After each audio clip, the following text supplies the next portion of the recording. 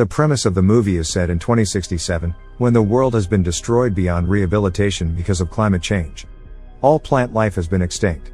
With the lack of plant life, the amount of oxygen in the air has decreased exponentially. People have to buy artificial oxygen to survive. 99% of the world has gone dark. People suffocate to death.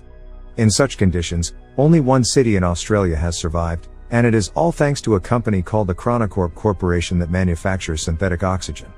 However, artificial oxygen causes a fatal disease called the sickness over time. Humankind has mere years before it goes fully extinct. Ethan White is a resident of the Australian city. He and his friend, Jude, work as mechanics in the Chronocorp Corporation. The corporation is also working day and night to find a cure for the sickness and a way to save the world. Ethan's wife, Xanthi, also has the sickness. Ethan works hard day and night to earn and buy her better oxygen. One day, as Ethan and Jude work in the tunnel, the Chronocorp CTO of Particle Research, Regina Jackson, summons them to her office. There, she introduces herself to the two, and tells them that humanity is going to die in a few years if the conditions do not change. She then reveals that Ethan is the only one who can help everyone and save humanity. Ethan is confused and doesn't believe her. But Regina insists he visit their lab. The lab has huge machinery. The lab doctor named Billy Mitchell introduces himself to Ethan, and looks at Ethan's wrist device for a second. They then explain to him that Ethan's father, Dr. Richard White, started this project 20 years ago. The machine that stands in front of them is a time machine called the Chronicle. In the first ever experiment done with the machine, they had to send radio waves into it to check what was on the other side. They found out through it that 407 years later, in 2474, the Earth would have enough vegetation to maintain enough oxygen in the air and sustain human life. The people come to believe that if humanity still exists several hundred years later, it is likely that they have found solutions to all the problems plaguing their reality. However, a strange activity baffled the scientists there. The waves they sent had come back reformed. When they decoded it, they found out that someone from the future had sent them the message saying, "Send Ethan White." So now, Regina and the whole team want to send Ethan into the future for him to bring back the cure. Ethan is beyond surprised. He doesn't believe them and thinks that Regina is just bluffing. Moreover, he doesn't want to leave his sick wife and go into the future. So, he declines to help. Later, Ethan and Jude are at a diner, where they buy crisp oxygen. Jude tries to persuade Ethan to go through with the plan and help save humanity. However, Ethan laughs at him, saying that he doesn't want to be like his father. Ethan hates his father for never being there for him. 20 years ago, his father left home and went missing, while his mother was killed when he was a kid. Since then, he has been brought up by Jude, who he regards as his older brother as well as best friend. He blames his father for leaving his mother to complete the project, and doesn't want to follow in his path and leave his sick wife. However, Jude manages to persuade him, saying that the only way he can save his wife is by finding a cure. Ethan reminisces of his 8th birthday when his father has bought him a strange box as a gift. As he puts his hands inside the box, a device latches onto his wrist, making him bleed. Richard had placed a permanent hand device on his son. It has been many years, but Ethan doesn't know its use yet. Later at home, Ethan tells Xanthi everything that happened during the day, and she too insists him to go. The following morning, Ethan scribes, "I will find my way back to you on a metal flower," and leaves it beside Xanthi. He then goes to Regina's office again and tells her that if he can find only one cure, they will have to give it first to Xanthi. Regina accepts, and takes him to the lab again. Dr. Mitchell shows him the suit that he has to wear before getting into the machine. As they begin to explain the mission to him, Ethan realizes that they do not have a plan. They have no clue what he will see, or who he will meet at the other end. However, after they put him in the suit, they give him an AI device called the Archie. Archie will show the lab Ethan's vitals at all times. It will also help to navigate his location. Then, they finally throw him into the machine. Inside, Ethan moves at high speed through time. He falls from the sky and lands in an unknown jungle. The friction from the air causes his suit to catch fire, so he quickly gets out of it. Then, he looks around, and is astounded by the beauty of nature. He finds that the world has completely changed. The trees and the natural oxygen are back. He walks in the direction Archie directs him, and sees a bunker door of some sort. But what catches his eyes is a skeleton that lies right in front of the door. Its skull has a bullet hole in it. Furthermore, he looks at the name tag on it and is horrified to see his own name. The skeleton is Ethan's. Ethan also finds the skeleton's Archie, and plays the last recording on it. He hears a man say that this is the only way, and shoots Ethan.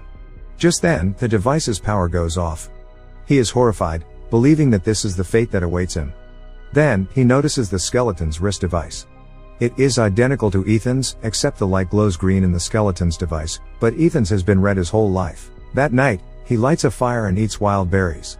It turns out that the berries were poisonous. Ethan vomits and starts to go unconscious. Ethan wakes up after a while, and is surprised to see Jude in front of him. As it turns out, the lab saw Ethan's vitals dropping and assumed he was having a reaction to poison. So, they quickly sent Jude to the future, with the cure to save him. Sometime later, Ethan and Jude find that his skeleton remains there, which means his fate hasn't changed. They then use Archie to find another door. Some device scans Ethan's eye and grants them access. When they go in, a monitor welcomes him. It asks him for a DNA sample. When he accepts it, his wrist device begins to work, making him bleed. After the blood test, it goes green. The lights to the room turn on and they realize that they are in Chronocorp's lab, 407 years later. The time machine is in front of them too. Jude gets excited because now they have the means to go back to the past, but Ethan doesn't think so, saying they haven't changed anything, and he will end up dead, just like the dead Ethan. Ethan checks the system log and finds a holographic recording made by his father, who explains that the time machine was originally designed to collect the oxygen data in the future planet, and then transmit it back to the past. However, when his father first started the time machine, he received a message asking him to send his son to the future. Despite his misgivings, he chose to do so and made a DNA verification here for Ethan. Soon, Ethan and Jude realize that the time machine won't be able to take them back because its battery has almost depleted after 407 years. What's worse is that the activation of the lab triggers a malfunction in its nuclear power core, threatening to unleash a nuclear explosion in just 4 hours. This means they have to find a way to fix the time machine and travel back before the explosion. Running out of time, they have to act quickly. Outside, they are surprised to find a ruined city covered with green plants, but inhabited with no humans, showing that Earth starts to recover itself after human extinction. Human skeletons are scattered everywhere. Ethan gets to his wife's house, only to find her bones, making him fall into despair. Jude tries to persuade him to go back to the past, as the cure against the sickness doesn't seem to exist even in the future world. However, Jude's words make Ethan suspicious. He then turns on the rusty Archie to play the recording once again, from which he recognizes Jude's voice, and it seems Jude is exactly the one who shot him. Jude raises his gun at Ethan, strongly denying that he would shoot Ethan. Ethan finally decides to complete the mission first, so with joint efforts, they manage to repair the power core and then return to the lab. Now the Chronicle system works and they should be able to return to the past. They just need to wait 37 minutes till portal launch. Once the countdown reaches 0, the portal will tether to 2067 for approximately 30 seconds. However, Ethan still finds his body remains behind a door at the same location, which implies that they haven't made any changes to the future. In order to figure out the truth, Ethan pulls out the battery of his current Archie and puts it onto the rusty one. In that way, he gets access to another video, in which Ethan is assured that his future self will be killed by Jude. Jude then confesses that there is no hope of changing the future and he is trying to protect Ethan. Finding it hard to believe, Ethan locks his brother up in a room, then plays back his father's holographic log from the day he died.